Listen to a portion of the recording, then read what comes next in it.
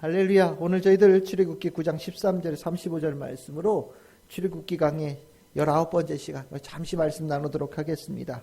7번째 재앙입니다. 7번째 재앙부터는 세 번째 이제 마지막 사이클이 도는 재앙입니다. 그래서 일종의 분기점과 같은 재앙입니다. 이제 오늘 굉장히 길죠. 실은 7번째 재앙 굉장히 길게 언급되어져 있습니다. 이 7번째 재앙은 몇 가지 특징이 있는데 이제 이 우박이라고 하는 것이 나오죠. 우리도 이 말이 있습니다. 하늘이 노했어 라고 하는 말이요. 하나님께서 이 우박이라고 하는 것을 가지고 이 땅을 초토화시키십니다. 먹을 것을 없애는 거죠. 점점 이 하나님의 재앙이 아주 깊숙하게 하나님의 말씀에 거역하는 자들에게 꽂힙니다. 이걸 다른 말로 표현하면 7번째 재앙은 겉으로는 우박으로 이 식물들이 재앙을 받는 거지만 이 안에는 하나님의 말씀에 대해서 듣는 자와 듣지 않는 자의 구별되어짐의 재앙이에요. 이제까지는 그렇지 않았습니다. 그런데 오늘 여기 분명히 나오죠. 20절에 보시면 바로의 신하 중에 여호와의 말씀을 두려워하는 자들은, 그 말을 들은 자들, 두려워하는 자들은 그 종들과 가축을 집으로 피하여 들였다. 하지만 마음에 두지 않는 사람은 그대로 두었고 다 죽었다. 이렇게 얘기를 합니다.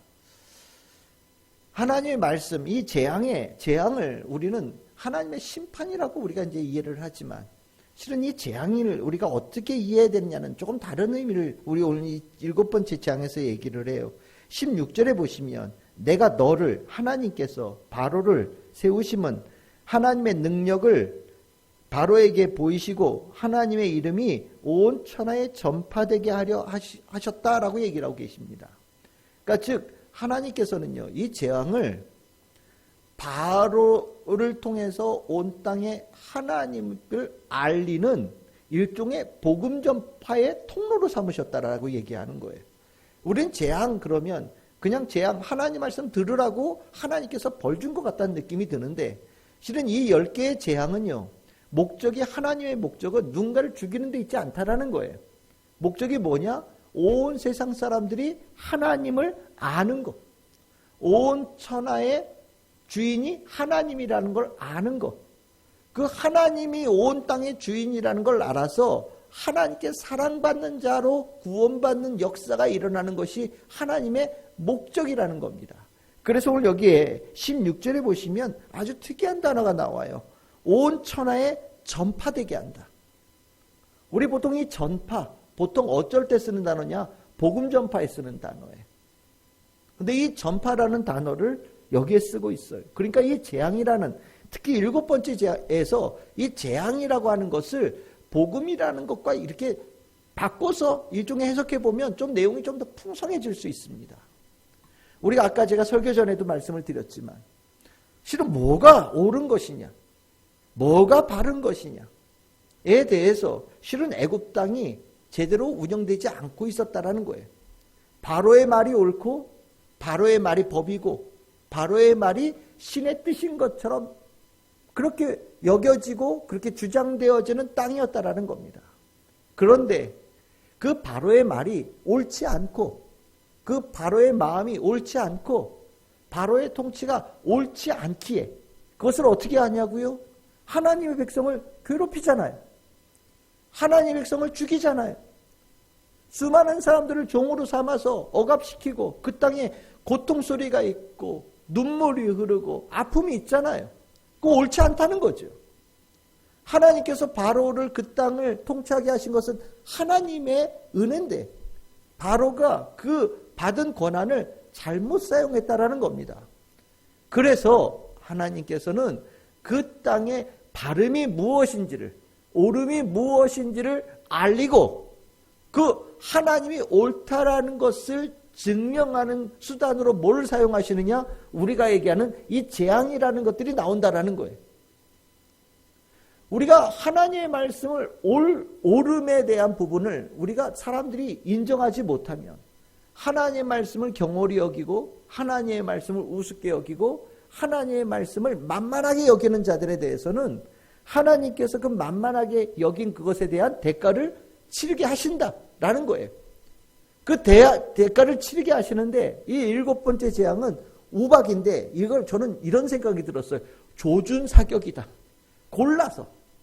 이제까지는 그냥 이가 있고 피로 바뀌고 뭐 이런 일들은 정말 불특정 다수가 고통을 당하는 거잖아요. 근데 이제는 하나님의 말씀을 마음에 둔 자, 즉 하나님께서 하신 말씀을 옳음이라고 느끼고 그것을 따라야 되는 말씀을 하고 여기는 자는 문제가 없는 거예요. 그런데 하나님 말씀을 들었음에도 불구하고 그것도 별거 없는 얘기, 그것도 뭔가 틀린 얘기, 내가 알고 있는 것보다 더 쓸모없는 얘기처럼 여기는 사람들은 그 대가를 톡톡히 치르게 될 것이다라는 얘기를 하고 있는 겁니다. 하나님의 말씀을 만만하게 여긴다라는 거, 이거 죄 중에 죄죠. 우리가 이 하나님의 말씀의 옳음이라는 것에 대해서는 제가 계속해서 몇 차례 말씀을 드리는데 하나님 말씀은 옳습니다. 하나님 말씀은 진리예요. 하나님 말씀은 선하십니다. 하나님께서 내가 하고 있는 일을 멈추게 하려고 하신다? 그러면 재앙일까요? 아니에요. 하나님은 선하신 분이십니다. 멈추게 하실 때 안에는 선한 뜻으로 멈추게 하시는 거고요. 멈추게 하셔서 하나님께서 나에게 축복을 주시기 위한 은혜를 베푸시는 거예요. 멈추게 하실 때 멈출 수 있으면 하나님의 복 있는 자가 되어지지만 멈추라고 할 때 멈추지 않고 계속 달려간다면 실은 그것은 재앙에 가는 지름길이 되어지는 겁니다. 하나님께서 가라고 할 때에도 그 가라고 하는 말씀에 순종하고 옳다라고 내가 마음에 여기고 갈 수 있는 자가 되어진다면 그 길은 축복이에요. 선한 하나님께서 그를 이끌어 가시는 은혜의 길이기 때문입니다. 근데 가라고 할 때 하나님의 그 가라고 하는 명령을 선함에 대한 의심을 가지고 있는 자는 못 가겠죠. 그러면 그 자리에 머물러 있는 것이 재앙이 되는 거예요. 주님의 축복을 받지 못하는 잘못된 자리에 머무르는 것이 되는 겁니다. 우리는 그 믿음으로 사는 사람들이에요. 여러분들 다 그렇게 살고 계시지요? 가라 하면 가고 멈추라면 멈추고 그 하나님의 말씀대로 내가 가고 서는 것에 대해서 모든 것을 맡기고 사는 사람들이 우리입니다. 왜 그럴까요? 하나님 말씀이 옳기 때문이에요. 하나님의 말씀이 바르기 때문입니다. 그리고 그 하나님은 그 안에 선함이 있기 때문이에요. 그냥 하나님 무서워서 그냥 그 자리에 머물러 있는 거라고 생각한다면 그거는 하나님 다 모르는 겁니다. 하나님은 사랑이셔요. 나에게 멈추라고 할 때 그 멈추라고 하시는 하나님의 말씀은요, 나를 사랑하셔서 하는 말씀이에요. 선한 뜻을 이루기 위해서 나에게 멈추라고 하시는 거란 말이죠. 우리가 그것을 간혹 잊어버려요. 난 하고 싶은데 하나님께서 못하게 속상해 죽겠어. 왜 속상합니까? 난 모르고 잘못하면 갈 뻔했는데 하나님께서 멈추라고 했어. 정말 다행이지 뭐야. 감사할 수 있는 게 당연한 거 아니겠습니까? 난 여기가 제일 좋은 줄 알았는데 하나님께서 가라고 하시네? 난 여기 있고 싶은데 왜 가라고 하시지? 왜 나를 또 왜 고생시키려고 하시지? 그건 믿음이 없는 소리지요.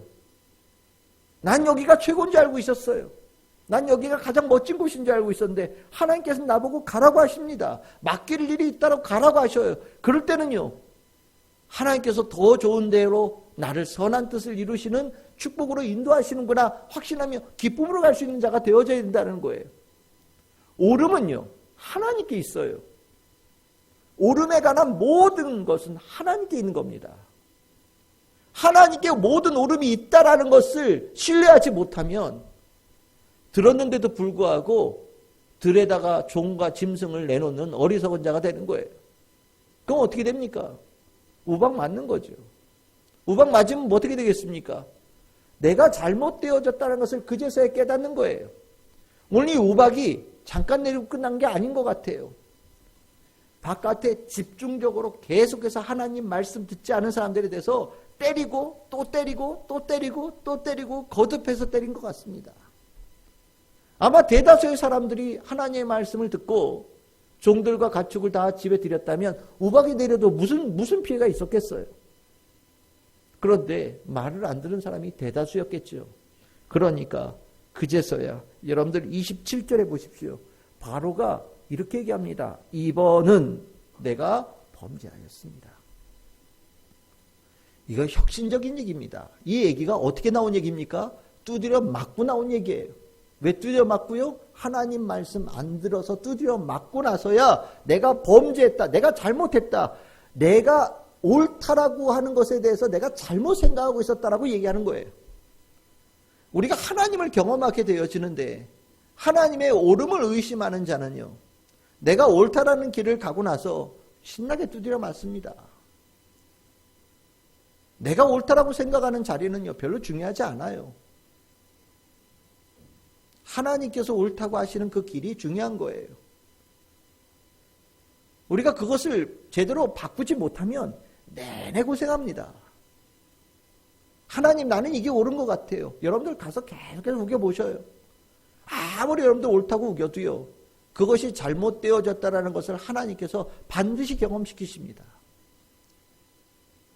이 바로가, 이 교만한 바로가 신나게 두드려 맞고 내가 범죄하였다라고 얘기하고, 그 다음에 뭐라고 얘기하십니까? 하나님은 의롭고 우리는 악하다라고 인정하는 거예요. 의롭다, 악하다, 뭐라고 표현하면 좋을까요? 하나님은 옳으시고 우리는 옳고 그름에 대한 주장을 할 수 없는 존재입니다 라고 스스로 고백하는 거예요. 우리가 회개한다고 할 때 회개가 뭡니까? 제가 틀렸습니다 라는 거예요.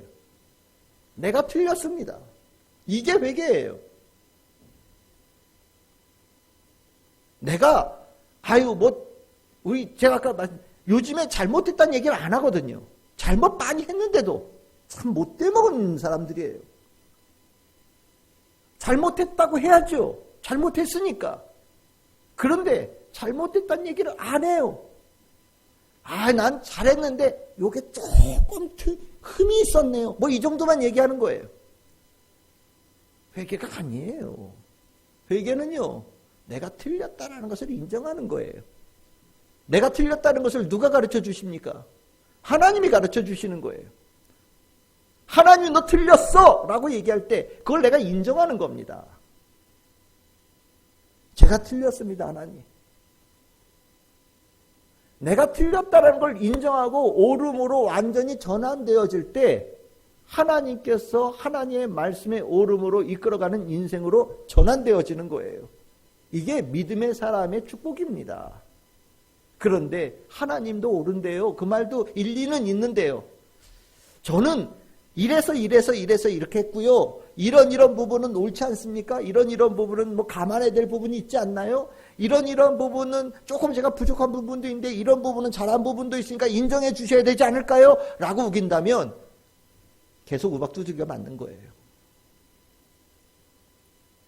하나님이 틀렸다라고 얘기하실 때는 100% 틀린 거예요. 여러분들 그렇게 받아들일 수 있기를 바랍니다. 하나님께서 이 길이 옳다라고 얘기하실 때는 그것이 100% 옳은 것이라고 여러분들이 인정할 수 있는 성도들 되기를 바랍니다. 그게 믿음, 진리이신 하나님을 믿는 거예요. 50대 50, 6대 4, 7대 3, 8대 2, 9대 1 다 필요 없어요. 내 생각 다 필요 없습니다. 하나님께서 너 틀렸어 라고 얘기하면 틀린 거예요. 그럼 제가 틀렸습니다라고 인정하면 되는 거예요. 오늘 이 바로의 모습은요, 정말 하나님의 말씀을 들은 자가 가져야 될 마땅한 옳은 정답의 얘기를 바로가 하고 있는 거예요. 실은 하나님의 말씀을 듣는 자들은요, 이 고백으로 순종하는 거예요. 하나님은 의로우시고 우리는 악합니다. 나는 의로움이 없는 사람입니다. 의로운 하나님께서 하신 말씀을 저는 따르겠습니다 라는 것이 성도의 마땅한 고백이 되어야 된다라는 거예요. 그런데 이 바로는요, 이거 웃기지요. 나중에 마음을 또 고쳐먹고 도로 완악하게 돌아가죠. 뭡니까? 거짓이에요. 회개도요, 거짓 회개가 있어요. 온전하게 옳고 그름을 바꾸지 않은 거, 임시적으로 그냥 그런 척 하는 거, 다 거짓이죠. 실은 바로가 이렇게 될 거를 하나님은 아셨겠지요. 근데 하나님께서는 그것을 왜 거듭해서 계속해서 하시느냐? 글쎄요, 이걸 어떻게 표현하면 좋을까요? 이거 명분 쌓기 같다라는 생각이 들어요. 내가 얼마나 완악한 자인지를 뼛속 깊이까지 느낄 수 있게끔 하나님께서 그에게 명분을 쌓고 계신다. 실은 이 거짓에 이 하나님 앞에 해야 될 고백을 했음에도 불구하고 임시적이고 한정적인 회개로 끝나서 원복하는 이 모습은 실은 이 7번째 재앙 그 이후에 처참한 참혹한 결과로 이어집니다. 실은 우리가 회개할 때 저도 뭐 회개를 온전하게 했느냐라고 얘기한다면 저도 부끄러운 사람이지만 적어도 우리는 알아야 돼요. 이건 여러분 우리 알아야 되니까 같이 얘기합시다. 회개해요. 철저해야 돼요. 회개 온전해야 됩니다. 급해서 잘못했다고 얘기하고 좀 있다가 딴 생각하고 앞에서 열심히 얘기하고 그렇게 안 하겠다고 얘기했는데 뒤돌아서면 똑같은 짓 또 하고 있고 그건 회개 안 한 거하고 똑같은 거예요.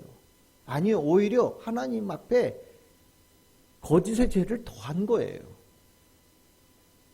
많잖아요. 급하니까 회개합니다라고 해놓고서 좀 있으면 또 똑같은 모습으로 돌아간 거. 실은 이 거짓이라는 거 우리 알지요. 바로의 이 말 거짓이었어요. 속마음은 아니었잖아요.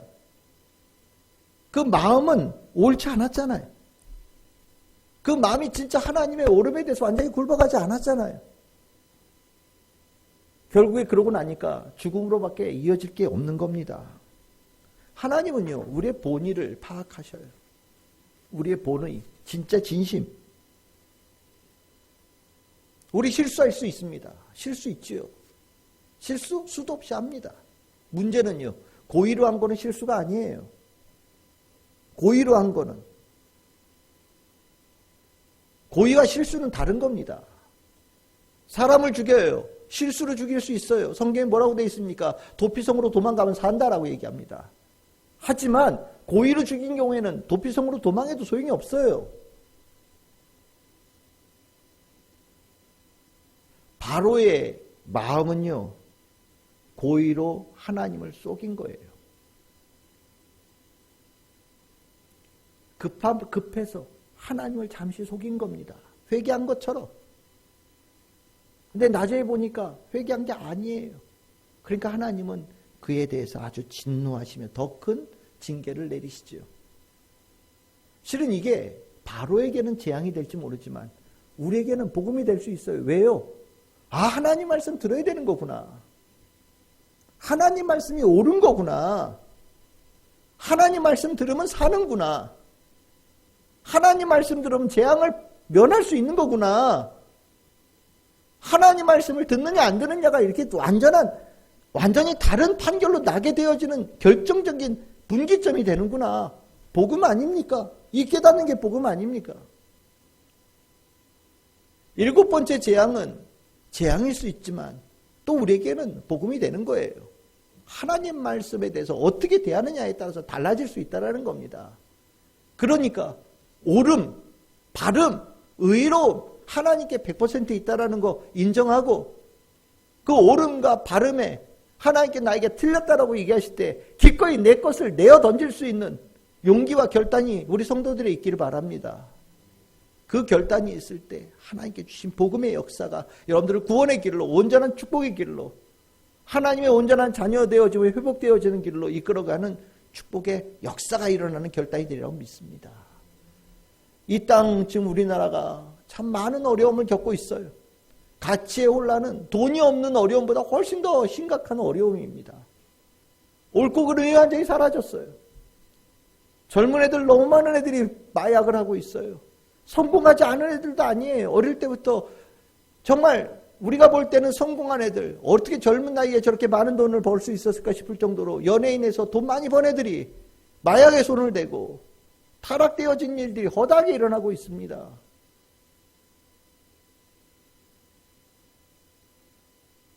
걔네들이 대체 왜 어릴 때부터 춤추고 노래 부르면서 돈을 벌었나?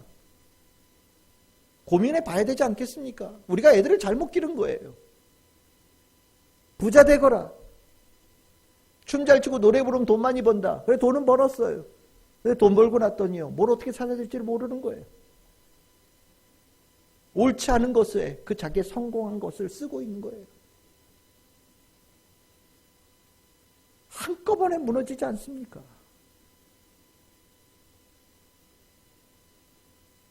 이번 주가 통합적 교회에서는 청년의 주일이라고 그러더라고요.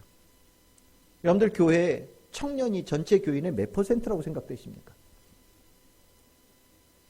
통계가 5%래요. 5%. 전체 교인의 5%가 청년이랍니다. 무슨 소리입니까? 다 떠났어요.